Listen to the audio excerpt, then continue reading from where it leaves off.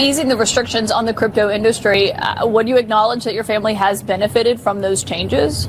No, I think one has nothing to do with the other. I think, crypto is modern day finance. And what do you say? What are you going to do? Stay out of the financial industry when you've been in business for your entire life?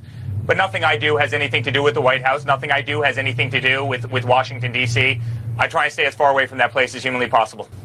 Well, but you're praising him, and in your book, we know one thing I was thinking, I'm on here on Capitol Hill, and in your book, you criticize how members of Congress are allowed to buy and sell stock. You don't think that should be able to happen. Obviously, that's a big criticism that we've heard from other people. But when it comes to you said you have nothing to do with what your father's administration is doing, that he doesn't have anything to do with this. But I think some people might want to know, how do you determine, whether something is a conflict of interest? Who really is doing that in this position for you? Well, we have external ethics advisors. We take that very, very seriously. But I have a huge problem when Nancy Pelosi front runs every trade vis-a-vis her husband, 3 weeks before her legislation gets passed. I have a real problem with that. I mean, Nancy Pelosi has made Warren Buffett, look like a lukewarm investor based on some of her trades, all based on inside information. I find it disgusting. I have no inside information. I have nothing to do with Washington, D.C. I have nothing to do with any kind of legislation. But no, I find it wholly troublesome when U.S. senators and Congress people, before they vote on legislation, are putting in trades that double, triple, quadruple their money. I find a real problem with that. So you don't ever talk about crypto with your dad? I really don't. I really don't. I mean, my father was a great proponent of the industry because the industry came out in a very, very big way for my father. My father spoke at all the Bitcoin conferences, obviously, as he was running and even before he was running. And the industry embraced him and he embraced the industry because guess what? This is the future of finance, right? You can't ignore it. You can't ignore it. America would get run over if you ignored cryptocurrency. Everything is done better, faster, cheaper. I mean, Kaitlan, you want to go out and get a mortgage for your house. Why? You go to JP Morgan Chase. It takes you 120 days to get that mortgage. Why?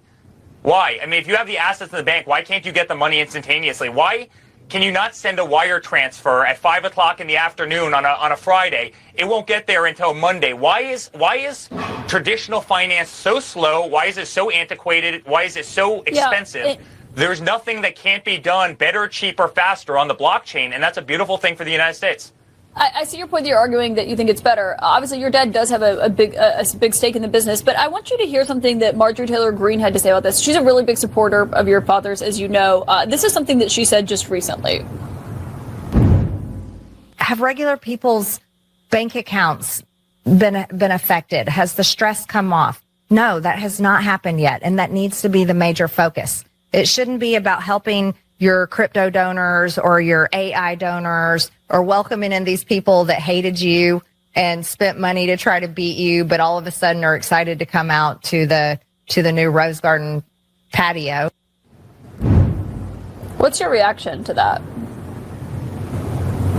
I'm not really sure what that means. I mean, I think she's trying to describe lobbyists, and I think that probably the person that hates lobbyists the most in Washington, D.C. is my father. He never was supported by lobbyists. Donors. Lobbyists never gave my father any money.